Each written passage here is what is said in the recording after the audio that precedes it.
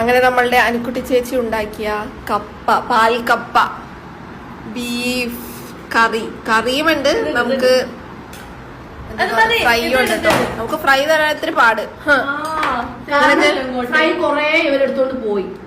അങ്ങോട്ടും ഇങ്ങോട്ടും നടക്കുമ്പോ സാലഡ് എടുത്തോട്ടാ. അടുത്ത നെക്സ്റ്റ് അതിലെ പ്ലേറ്റ് എടുക്കും.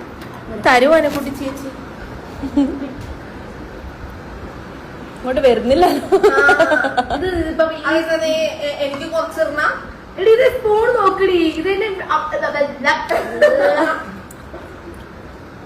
എനിക്ക് ഫ്രൈ ആണ് കൂടുതൽ. അനുക്കുട്ടി ചേച്ചിയുടെ സ്നേഹമുണ്ടല്ലോ.